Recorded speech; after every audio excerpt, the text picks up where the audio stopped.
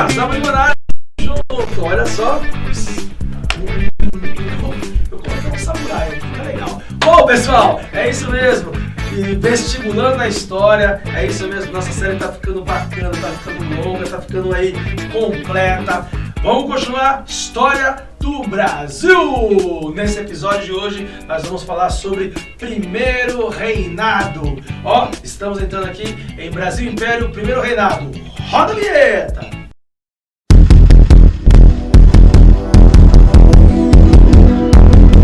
Meus queridos, meus amados, todos vocês que estão nos acompanhando aqui, tá crescendo aí o nosso canal História Vida e Vestibulando na História tá sendo um sucesso. A galera tá procurando cada vez mais esses vídeos resumões, tá? E depois a gente vai continuar aí, né, sempre trazendo informações para vocês. Olha só, se quiser seguir lá no Instagram, tem Zavo Lima também no Instagram, @Zavo Lima. Galera, é o seguinte, ó, vamos nessa. Vestibulando na História, a aula de hoje nós vamos falar então sobre, né, o Primeiro Reinado. Primeiro Reinado. Isso mesmo. Nós já falamos da independência do Brasil, né, da crise do sistema colonial, que é a aula anterior, e agora então nós abrimos essa aula de Primeiro Reinado. Bom, o Primeiro Reinado, pessoal, é marcado pelo governo de Dom Pedro I. Dom Pedro I, o Dom Pedro de Alcântara, aquele que gritou independência ou morte! Ao fazer independência ou morte, então ele iniciou o processo do governo do Império. O Império do Brasil começa em 1822 e vai até 1889. Esse é o Império do Brasil. Se divide o Império do Brasil em três partes. Primeira parte, Primeiro Reinado, 1822 a 1831. Segunda parte, Regência. A Regência vai de 1831 a 1840. E a terceira parte, Segundo Reinado, que vai de 1840 a 1889. Certo? Então você divide bem o Império em três partes. Assim como nós dividimos o período colonial em 5 partes, se divide o Império em 3 partes. Primeira parte, então, Primeiro Reinado. O Primeiro Reinado, pessoal, é um resumo do governo de Dom Pedro I. E nessa lógica, o governo foi conturbado. Tá? Uma das marcas do primeiro governo é a conturbação, ele é bagunçado. Primeiro porque o Dom Pedro é um rei extremamente autoritário. Ele é muito autoritário, o Dom Pedro I, isso é muito complicado. Né? A gente vem aí, né, vários indícios de que ele foi um cara extremamente autoritário, abusivo, e então ele complicou a parada. Bom, vamos então dividir o Primeiro Reinado, para você estruturar bem esta lógica, em, né, os primeiros momentos do Primeiro Reinado, quando você tem lá por volta de 1822 a nossa independência, que ainda não estava totalmente concluída. Para tanto, o Dom Pedro I então teve que impor, ele impôs a independência às regiões que estavam resistindo à independência feita pelo governo lá no Rio de Janeiro. Então houve conflitos lá na Bahia, houve conflitos no Pará, houve conflitos na Cisplatina. Então Dom Pedro impõe a independência. Obviamente que o Dom Pedro não tinha um exército, então ele teve que contratar exércitos mercenários. Né? Muitos ingleses lutaram aqui a favor do Dom Pedro. Lord Cochrane, né, lutou aqui ao lado do Dom Pedro para impor a independência. Então teve guerras em prol da independência feita por Dom Pedro. Bom, isso passa em 1822. Em 1823, a gente vai falar então de aspectos políticos, que nós temos então o momento que vai gerar a famosa Noite da Agonia. Assim sendo, pessoal, houve uma tentativa de uma assembleia. Um dos patronos da nossa independência, que é o José Bonifácio, ele era favorável então à criação de uma Assembleia Constituinte para discutir a primeira Constituição do Brasil. Essa primeira Constituição recebe, ou melhor, esta Assembleia recebe o nome de a Assembleia ou o Projeto, né, da Assembleia ou a Constituição da Mandioca. Aconteceu uma discussão entre fazendeiros, proprietários de terras, que queriam então aí uma Constituição que fosse mais controlada. Eles queriam uma monarquia parlamentar e que o Dom Pedro fosse mais controlado. O projeto dos mandioqueiros era então criar os 3 poderes, né, então o executivo, legislativo, o judiciário, mas que o Dom Pedro fosse apenas um rei do Estado, ou seja, um rei que governasse, que não governasse, quem governasse era o parlamento. O Dom Pedro não gostou de nada disso e então ele mandou fechar a Assembleia dos Mandioqueiros. Por que ficou conhecido como a Constituição da Mandioca? Porque os caras que estavam discutindo isso, pessoal, era a elite brasileira da época. E a elite brasileira da época era constituída, então, por fazendeiros escravistas. Então, o principal alimento dos escravos era a mandioca. Então, a quantidade de alqueires de mandioca na sua fazenda determinava a quantidade de escravos que você tinha. Bom, era muito mais fácil falar que era então um bando de escravistas poderosos fazendeiros. Bom, mas o Dom Pedro não aceitou o projeto dos mandioqueiros em 1823 e o Dom Pedro então fechou a Assembleia. Isso é a noite da agonia. Isso mostra que Dom Pedro era um cara extremamente autoritário. Desta forma, pessoal, em 1824, em 1824, Dom Pedro I, ele outorga a nossa primeira Constituição do Brasil. A primeira Constituição do Império do Brasil foi feita por Dom Pedro I em 1824 e ela foi outorgada, ou seja, imposta. Então esses são os aspectos políticos do começo do nosso império, bastante conturbado, mostrando a força desse governante, desse imperador Dom Pedro I. Bom, vamos ver aqui os aspectos da primeira Constituição do Brasil. Isso é importante porque cai bastante em provas. Primeiro, manteve os 3 poderes, executivo, legislativo, judiciário, mas criou uma anomalia, o quarto poder, chamado de poder moderador.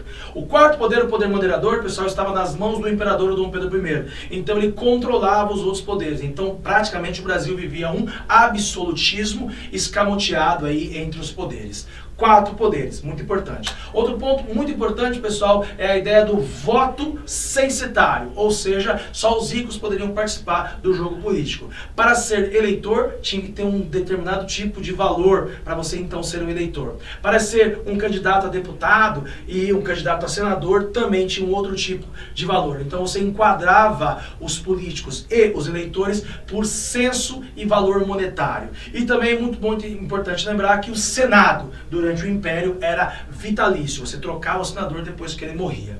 Bom, havia um corpo de ministros que era então indicado pelo Dom Pedro. No caso, o Dom Pedro controlava o chamado chefe, o gabinete do Conselho de Ministros. Isso então está na nossa Constituição, formando a política do primeiro reinado. Bom, concomitante a isso, pessoal, nós temos aí a ideia de que o Brasil economicamente ainda estava engatinhando. Então a economia do primeiro reinado é muito marcada pelo princípio das primeiras produções de café que estavam engatinhando na região do Rio de Janeiro, e o Brasil ainda era um grande exportador de algodão e de cana, E nesse ponto a gente era totalmente dependente dos estados externos. Então fizemos nossa independência política, mas somos dependentes do ponto de vista econômico. Então a gente ainda era muito dependente da agroexportação. O Brasil se manteve escravista no primeiro reinado, isso é muito importante, e manteve então aí as dependências de Portugal e sobretudo a dependência da Inglaterra. Em 1824, Portugal e Inglaterra reconhecem a nossa independência oficialmente, quando o Brasil, ele vai pagar as dívidas de Portugal para a Inglaterra, e Portugal e Inglaterra reconhecem a nossa independência em 1824. Tudo bem? Então esses primeiros anos do primeiro reinado é muito marcado por esta lógica de entendimento da política que foi criada logo depois da independência. Bom, 2 outros assuntos muito importantes do primeiro reinado, pessoal, é entender então essa política interna e essa política externa. Então, do ponto de vista interno, depois da Assembleia dos Mandioqueiros, depois dessas atitudes autoritárias de Dom Pedro, as províncias e também muitos políticos aí que começaram a ser vistos como brasileiros ou representação de brasileiros, eles começam a achar que o Dom Pedro está governando para os portugueses. E aí surgem duas linhas partidárias do Brasil. De um lado, o Partido Brasileiro, de outro lado, o Partido Português. Por quê? Porque muitos portugueses ficaram aqui durante o governo de Dom Pedro I e ficaram ao lado de Dom Pedro, esperando que ele fizesse as benesses para esses caras, comerciantes, funcionários do Estado, militares. Então começa um racha entre ser brasileiro e ser português. E o Dom Pedro, por ser português, acabava então governando mais para os portugueses. Beleza? Esse racha, pessoal, vai ter a sua primeira fissura quando aconteceu o quê? A Confederação do Equador. Em 1824, certo? províncias, eram províncias naquela época, Pernambuco, Ceará, Rio Grande do Norte e Paraíba, eles então resolvem se separar do Brasil porque eles não aceitam a imposição da Constituição de Dom Pedro de 1824. O Dom Pedro então tem que juntar tropas e vai lá bater nos confederados do Equador, Confederação do Equador, lideradas por Pernambuco.